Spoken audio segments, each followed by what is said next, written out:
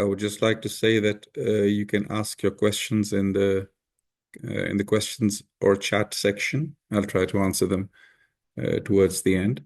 Now, this webinar is more like a little more like a training, so bear with me because it's got to do with the environment system. Now, the idea what is the idea behind having an environment system? The idea is that softwares like COMOSYS have they have a huge amount of settings which work in the background. I'm not talking about 5 or 10 or 15 settings, hundreds of settings, if not thousands. Every little command, every little option which you have works with settings. And these settings are all in the background. And so working with so many background settings can become challenging.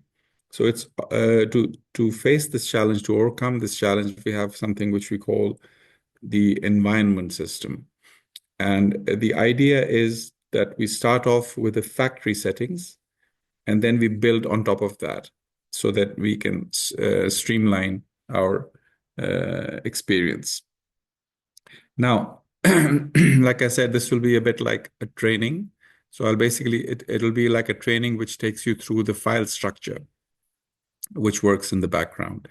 Now, you're all familiar with the face of COMOSYS, but I'm just going to take you to the file explorer over here.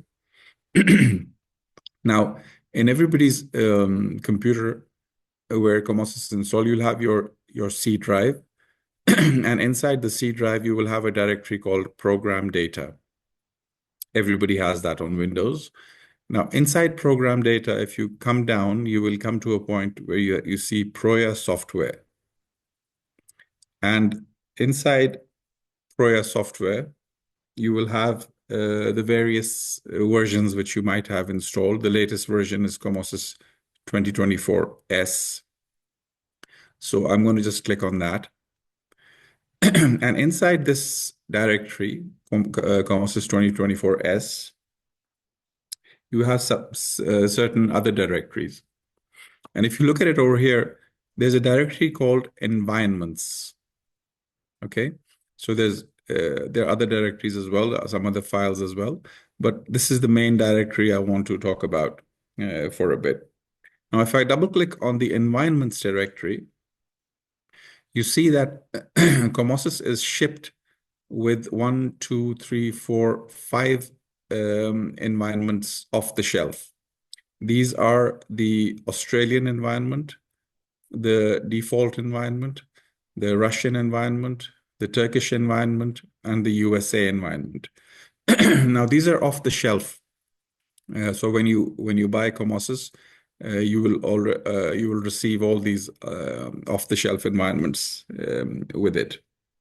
Now, if I were to go inside, just want to say this at this point, that if I were to go inside, for example, the USA environment, you will see that it has a certain structure. There's a directory called catalog. There's a directory called preferences. And if I go inside preferences, then there are several subdirectories.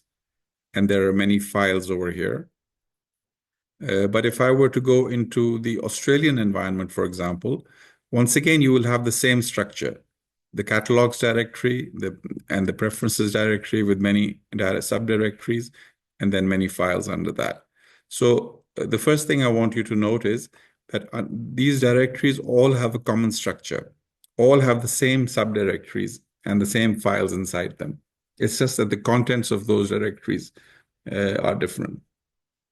Now, the first thing which I want to say is that you are not supposed to change these factory defaults, which come under the environments directory. You're not supposed to touch them. You will use them in a different way, which I'm going to show in a minute. But the whole idea is to leave these off the shelf environments as they are, but create copies of them. So what you do is you create copy of the Australian. You can create as many copies if you want of the Australian environment. You can create as many copies as you want of the Russian environment. You can create as many copies as you want of the Turkish or the USA environment. And then you will use those copies to actually work with COMOSYS. So these are the 5, 1, 2, 3, 4, 5, which come off the shelf, and we will be adding some more in the near future as well. But this is where we start off from. Now, if we, let me just bring this down. And if we go over here to the file menu, and if I go down to the settings command over here, you see that you come up with these with this dialog box, and on the right side we have something called environments. Okay. Now this one, if you look at the bottom over here, you will see those 5 off-the-shelf environments, right? These are the ones we have. Now, what we do is we begin, like I said, we don't change these. We begin by cloning one of them. So let's say you are working with the USA, and you're working with maybe different companies in the USA, and they all use the US environment, but they have slightly different styles. So what you can do is you can create different clones of the US environment. Clone 1 could be for working with one company, and clone 2 could be for working with another company. So let me just do that. So let me say I want to clone the USA environment, the factory USA environment. And when I press the clone button, before I do that, at the top over here, you see just one default, one environment, which is the default environment and nothing else. But when I clone this one, things will change. So let me just press the clone button. It asks for a name. So I can give it a name USA Company 1, for example. So this will be cloned from the USA environment, but it will be like a copy of the USA environment, but then I can modify that copy. I don't want to modify the original. So I'm saying USA Company 1. Okay, when I press that, it's going to take a couple of seconds, but because it's making a complete copy of all those directories. And then it says environment has been cloned successfully. Okay, when I do that, and then I go to the top over here, and I open this. Before it had only the default option. Now it has the USA Company 1, right? So I can choose that. What does this mean? When I choose the USA 1, it means this. It says, if you read the heading over here, it says environment for new models, which means that every time now I create a new model, by default, it will be based on a clone of the USA environment called USA Company 1. Okay, so let me just set it to that, press OK. So that setting is done. Now, if I go in and say File New, if I just say New, you will see that if I just say New, you can see that it says it's going to be cloned from the environment. It's going to be based on the environment called USA Company 1. So I can give it a name. I can say my USA project, which is now going to be based on the USA Company 1 environment. But I can even change it at this point. But this is basically just giving me the default, which I can use to create it. Now, if I say create, that new project will be created, and it will be based on the USA environment. Now, what does it mean, basing something on a USA environment? What kind of things does the environment include? Now, for that, we need to go back to our directory structure. And let me first show you what happened over here. This is the environments directory, which I showed you before. Let me go one step up. Now, this is the directory which we talked about a few minutes ago. Now, let me show you there's another directory called company. If I open this, here you will have two directories. One was the default, and one is the USA Company 1. So basically, the idea is that all your off-the-shelf environments are located over here, and all the ones which you clone will be located in this company directory. So you could create USA company 1, company 2, Australia company 1, Turkey company 1, Turkey company 2, default 1, default 2, whatever, however many clones as you want. All of them will be under this directory. They will be listed over here. And those are the ones on which you will be basing your new models, right? So this is very important. So let me go into the company one, the USA company one, which I just cloned. And if I double click on that, it has the exact same structure. Now, there's a lot of help available on the contents of these two directories, right? And to do that, I would recommend immediately, let me just bring this down. If you go to the help menu in COMOSYS and you go to documentation, if you do that, it will open up several help files. And one of the help files is called environment settings files used by COMOSYS. This will basically explain all the files and directories used by which are present in the environments folder in a particular environment. So if I just double click on that, it's a PDF file, environment settings used by COMOSYS, and you can scroll down, and it's a very detailed help on all the files which you find under those environments, right? So I recommend strongly, because it's impossible to go through all of these. I'm just going to give you a brief overview of what kind of things you can do over here. But I strongly recommend that anybody who's interested in understanding the background work of COMOSYS should really read this help file thoroughly. It'll be of huge help, because it's going to help you set up COMOSYS in such a way that you can maximize your output. All sorts of intelligent settings, all sorts of behavioral settings, the way macros behave, the way the native objects behave, the way the bolts are selected, the way the anchor bolts are selected, the way your design is done, the way your auto presets are created, the way your gratings are created, for example, your rebars, the available rebar sizes, the different materials which are available, all those things which basically work in the background.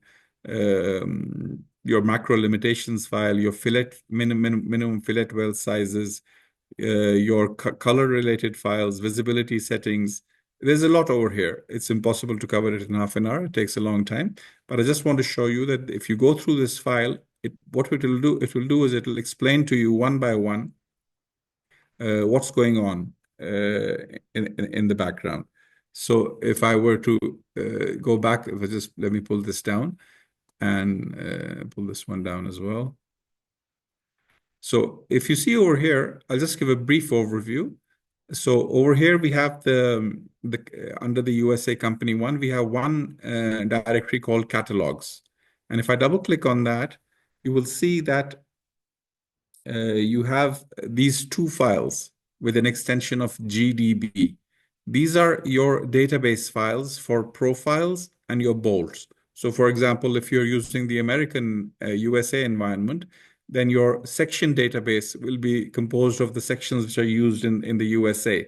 So whatever I-beam sections or channel sections or angles or other profiles which they use over there, they will be stored in this database, and you can modify this database from within COMOSYS. You can modify it, you can change it, you can make sure that the next time you base a new model on this environment, you will have all the required profiles. Similar is the situation with the bolts. Once again, you have your bolts GDB file, and it contains your the bolts, the washers, the nuts, and the bolt assemblies, etc. So that's very useful to know that these are over here, present over here. Now, for example, if I were to quickly just bring this down for a bit, and I think go to the tools menu over here. If you see over here under the tools menu, you have the profile database and the bolts database. So if I were to click on the profile database, for example, it will bring up tools which I can then use to modify the existing database, add profiles to it, remove profiles from it, basically bring it to a point where I can use it the way I want. But off the shelf, it's going to contain the USA ones. And then I can modify or add stuff. And then I can make sure, and I'll talk about that in a minute, I can make sure that all new projects then are based on this profile database. Similar is the case with the Bolt database. Once again, I can add bolts, remove bolts. These are the bolts which are available in the US environment, A307, A325N, A325, whatever, A490. So you can modify, you can add to this, but just showing you that once you do that, then you can later move these to the environment folder, and we'll talk about that. Now, just a second, let me go back in there. Let me go back to that. So these two were basically for the two main databases which we use, the bolts and the profiles. The much bigger directory, which is a lot more involved, is the preferences directory. So the catalogs one has only two files, but the preferences one has many files and many direct subdirectories as well. So there's a basic design subdirectory, there's a custom subdirectory, there's a drawings module, electrical objects, macro settings, macros, mechanical objects, report templates, settings, structural objects, symbols, UDAs. These are the subdirectories. And then after the subdirectories, you have many files under the preferences menu. Now, if I were to quickly go back to the help file, which I was just talking about, this is exactly how it explains everything as well. Let me just go back to the top. First of all, it talks about the catalogs folder, which I just explained. But then it talks about the preferences folder over here. And then it says that the preferences folder has certain directories, the subfolders, and then some files over there. So the subfolders and the files. And then it goes on to explain each of these files and each of these subfolders. So it starts from over here, the project, all the files, the project preferences file. This is in there. Then it categorizes the files used by the finite element analysis engine of COMOSYS. So these two files, additional load combinations and default materials, these are the two files used internally. Then there's a file used for the structural design of connections. Files used by macro for structural design of connections. This is called the material constants file.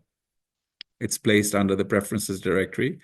So it explains it. It gives you a sample example over there. Then this is something we've talked about, files used by macros for deciding on gauge distances. So it explains the structure of that file over here, the sample file, how it is used, what the different variables mean. Then it explains another file called flange bolting distances text, and it gives the format, gives the geometric explanation of the variables in the file. Then it tells you that there are other files which are used for defining geometries of anchor bolts, anchor bars, rag bolts, and shear keys. These are the files used by these commands over here. So these files are anchor bars default text, anchor bolts default text, rag bolts default text, and shear key default text. Then it talks about the design override files. Then this is something we've discussed in other webinars, the auto preset selection files. This is a long list of files. Many of the macros are over here, the macro preset override files, and it explains their function and how they're used for creating auto presets.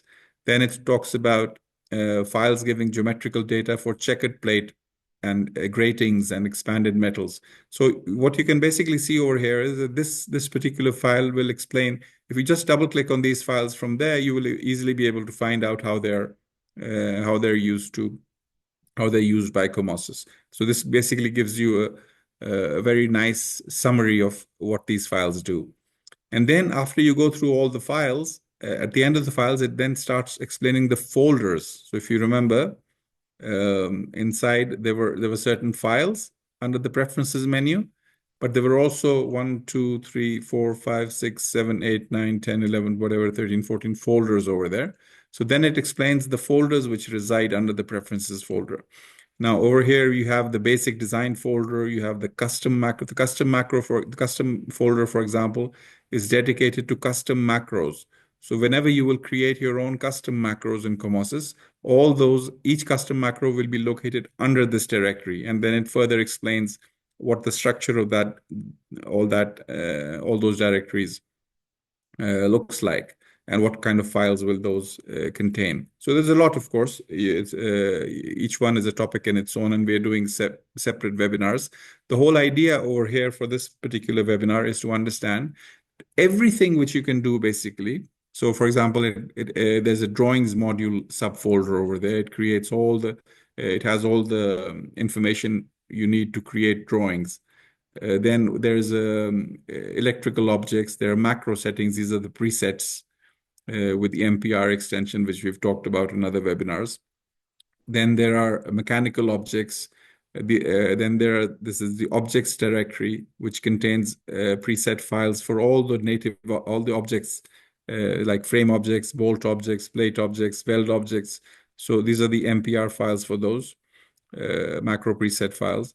Then the report templates, then the auto snap and drawing template settings. So lots of stuff to go over here. Then the claddings, for example, the structural objects contains information on claddings and studs. So you can basically read this, and this will give you a very good idea about how the whole system will work. Now, let me just come back over there. Just a second.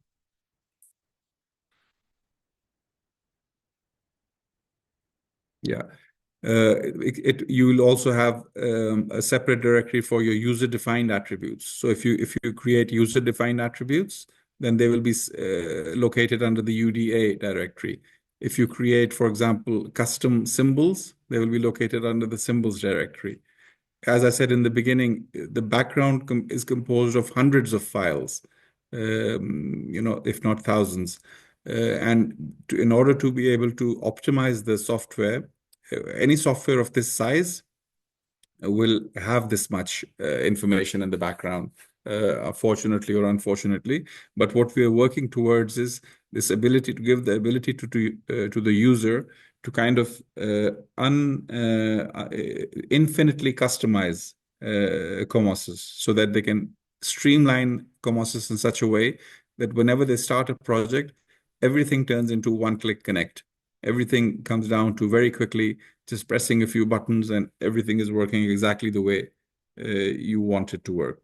Now, the only thing what you need to remember is that once so for example, you can make changes. For example, you could go to the FinPlate macro and create a few presets over here, right? So you could create a preset called IP300 in the FinPlate macro. Now, this one will be located in the model direct. So this is one thing which is important. Whatever changes you make, whatever new definitions you make, whatever defaults you change, whether it is on the drawing side or the modeling side, they will all be saved under the model by default. If you make any changes, and if you're using it directly from the cloned environment, then obviously you're not changing anything. But let's say you make a new preset. So let's say if I were to go to the steel menu and create a beam like that, and another beam like that, and then if I were to maybe, so this is a W16 by 40, if I were to go in and make a fin plate connection for that, and then if I were to modify it, for example, in some ways, maybe I want to use a bigger bolt diameter or whatever. Maybe I use a 1-inch thickness plate, for example. So if I want to make any changes and I want to save it away, so what was this profile? We talked about this, W16 by 40. So if I were to then go and save this away as a preset, and if I say save, and if I just put that name in there, so I saved it away. This preset will be saved only in this model at this point. Any changes, any presets you change, any defaults you change, they will always be saved in the model to begin with. But then you can decide whether you want to put this change in your company folders, in your company environment folders. And this is really the whole idea. So for example, I just made this in the FinPlate one. What I could do is if I go to my tools menu and I go to my macro defaults over here, I can click on that. And let's say I search the FinPlate menu because this is the one I just changed. And if I select that, and if I say open the presets folder, it says, do you want to open the local folder or the company folder? The local one is for this model only, and the company one is the folder, the environment folder on which this model is based. So it is the environment folder of USA company one, basically. So because I know that I've just saved this in the local one, I press the local one. When I do that, I see that this is the preset I just created, W16 by 40. Now, this is only, like I said, available in this particular model only. But if I wanted to move this, if I say copy this, and if I wanted to move this to my environment folder, so if I say open preset folder again, but this time instead of choosing local, I say company, it takes me to the environment folder of USA Company 1, which is a clone of USA. This is the environment folder on which this model is based. Now, and inside it's taken me to the preferences directory, to the macro settings, and it's taken me to the FinPlate subdirectory. And over here, I can now paste this over here. If I want, I can paste this one. And the moment I do so, all new models which are based on the USA Company 1 will be will have this particular preset available. So this is the way you can modify your sections. I mean, if you were to just recall, you can modify your section database. You can modify your bolts database. You can modify your native objects like the beams and columns and trusses, and you can modify the presets of native objects. You can modify the defaults of drawing side objects like the viewports and the line thicknesses and all that, colors, etc. The presets of all macros, load combinations, anchor bolts, embedded steel options, gratings, checkered plates, cladding options, rail options, bolt gauge distances, project preferences, general model settings, custom macros which you might have created, which is very important, drawing viewport settings, custom drawing layouts, and drawing settings, your custom templates and reports which you might have created, your off-the-shelf annotation settings, your custom annotation settings, your annotation placement settings, your custom symbols, for example, your user-defined attributes. All these you can modify. And when you modify them, they will always be saved in the local model directory. So all you need to remember is that I need to copy these files. If I want to use them only in this model, then I will leave it at that. But if I want all subsequent projects to be based on those files, then I'll have to find those macros or those tools or those native objects from here somehow. And I will need to open the local folder, copy those files, then open the company folder, and basically copy the relevant file to the relevant place. So basically what you will be doing is, if I were to go back in there, Proya software, what you will be doing is basically be copying stuff from your model directory into the company relevant cloned directory. You will never be copying any file to the environments directory. Those are the factory settings, so we do not recommend that you change them. You will always be copying from the model folder to the company environment folder. It's always going to be in that direction. And then all subsequent projects will be based on that. So once again, to summarize, I would love it if you all went through the help file, which I just mentioned over here. It's called the environment settings files used by COMOSYS. It's a pretty decently sized file, and you can go through it very easily. It explains every step. And I strongly recommend that those are users of COMOSYS, they should actually set up their COMOSYS environments, because this is something which will not increase their productivity by 5 or 10%. this is something which will increase their productivity by hundreds of percents, depending on how deeply they go into the environment feature. I'm going to stop the sharing and see if you have any questions.